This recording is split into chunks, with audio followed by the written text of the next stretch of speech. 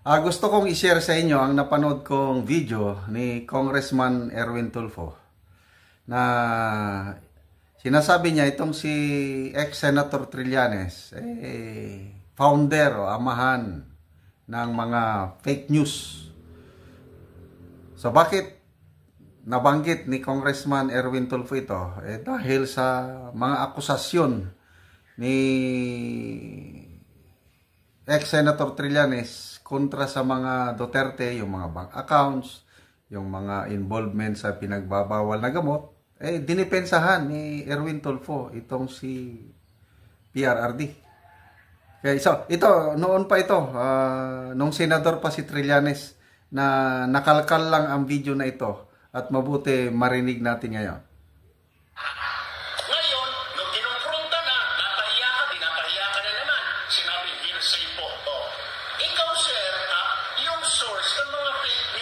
Source. Kung babalik at sasabihin mo, I am the source of fake news. Dahil ikaw, kung source ako ng fake news, ikaw ang ama, pambansang ama ng fake news sa Pilipinas. Ikaw ang founder ng fake news.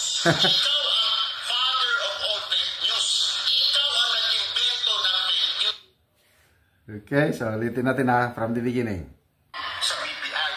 Alright? Sa BPI, bank account na ito.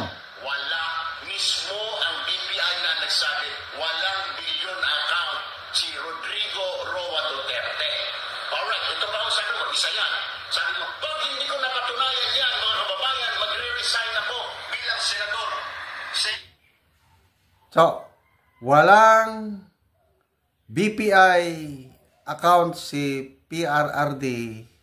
Wala siyang ganong kalaking pera. Yung kasi 281 million daw ang laman ng BPI account ni then Mayor Rodrigo Duterte sa BPI. Bangko na mismo ang nagsasabi na walang ganong pera. So yan ang ipinapaliwanag ni Erwin Tulfo. Bakit nariyan ka ba sa Senado? Hindi ba napatunayan? Hindi ba sabi ng BPI? Sabi ng BPI, walang billion account ang Rodrigo Roa Duterte. Di ba? Sabi mo, resign ka? O hindi mo napatunayan dahil inamin na mismo ng BPI. Bakit nariyan ka pa? Senator Antonio Trillanes? Anong ibig sabihin niya, sir? Nagpa-press release ka, nagpa-press con ka primero, may BPI account si Duterte na bilyones, hindi mo napatunayan, dahil sabi ng BPI wala. Nagsabi ka rin sa harap ng media, magre-resign ako kapag hindi ko napatunayan na may bilyon si Duterte. Bakit nariyan ka ba? So fake demo yun, sir, Naisahan mo kami, nalinlang mo kami. Ikatlo, sir, Anong ginawa mo? Nagdala ka ng mga testigo sa Senado, si Matubato, si Las Cañas. Ito, magpapatunay ito na. So, punta naman tayo dito. Mayroon ding TikTok statement ni Attorney Panilo tungkol pa rin dyan sa BPI bank account ng mga Duterte. Ang laman lang ata is mga 15 or 16,000 according to Attorney Panilo.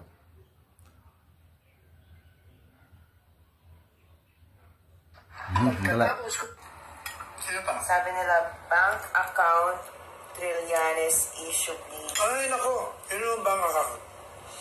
Hindi ko totoo yun. Yung mga pinakita nila ron, peke yun. Yun ang ginamit nila kay Presidente Duterte. Tandaan nyo nung tumakbo siya, siguro mga 2 weeks before election, sinabi niya, tinawagan ako ni Presidente Duterte noon Sabi niya, Sal, hawakan mo itong kaso ko. Ano mo kaso yan?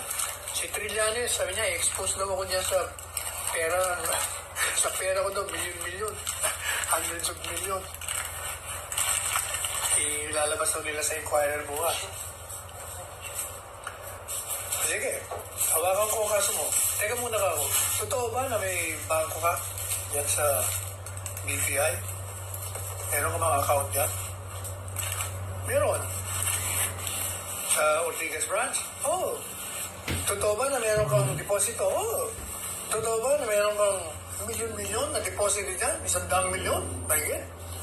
Wala nga Napamura ko ako FBI, sabi ko. Ba't wala kang pera doon? Kailangan natin ng pera mo sa pangakampanya. Wala ka pa pera. Paano tayo mananalo? Madali sabi, gano'n ba? Sige na. Sabi niya, mag-waiver ako. Pipirma ako ng waiver. Para buksan. Pakita mo dyan kay Trililing. Madali sabi, yun ang sinasabi ni Trililing kagabi. Si Panelo naman ang sumipot doon. Hindi naman si Duterte. Wala naman dalang waiver. SPA lang ang dala. Hindi totoo yun. Waiver o yun. Nabuisit nga ako sa akin. Kasi pagdating niya, hinahanap niya yung waiver. Sabi ko ba sa akin mo hinahanap? Punta ka doon sa bank officials. Hindi pinuntahan niya yung bank officials. Sabi ng mga bank officials, sir, sorry, hindi namin pwedeng ibigay. Bakit? Di ba, sabi ni Duterte, mag-waiver siya. Pumirma na siya, nasa ang kopya ko. Hindi mo namin pwedeng ibigay sa inyo, sir. Senador. Bakit? Kasi pumasok na ho sa amin, tinanggap na namin. Kaya, pumasok na under privacy law. Privacy Act, hindi pwede kayo bigay ng dokumento. Kaugnay sa mga depositor dito. Naku, inis na yun. Punta naman sa akin. Tony Manelo, pahingi ako ng kopya. Anong kopya? Kopya ng waiver? Yung pinirma ni Duterte. Mayabang mo, Duterte lang ang tawag niya kay Presidente Duterte. Sarap patukan Hindi man niya ang ginalang na Mr. Duterte man na. Pareho nung kaliwa. Yung kaliwa, Duterte lang ang tawag sa kanya. Mga bastos ba? Dating Presidente, hindi bigyan mo ng paggala. Anyway, humihingi sa akin ngayon itong si Trililing. Pahingi ng kopya. Kasi hindi siya makakuha ng kopya. Sabi ko, wala na akong kopya. Ang kopyang natira sa akin para sa kliyente ko. At yung isang kopya, binigay ko na rin sa media. Doon, ka pumunta sa media, humingi nga ng kopya. Doon ako galit na galit sa akin. Galit na galit. Kasi, dahil may waiver na si Presidente Duterte, pwede na niyan tingnan yung account. Pero ang katunayan, lalabing 5,000 lamang ang pera ni Presidente Duterte niya sa Bank of PI. 15,000 ba o 16,000?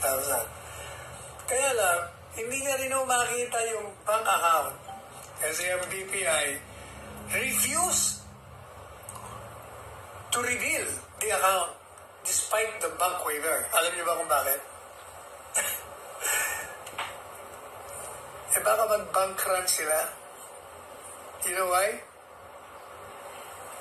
Kasi yung bank account, di naman pala solo ni PRRD, ni Presidente Duterte. Dalawa pala sila ni BP Sara.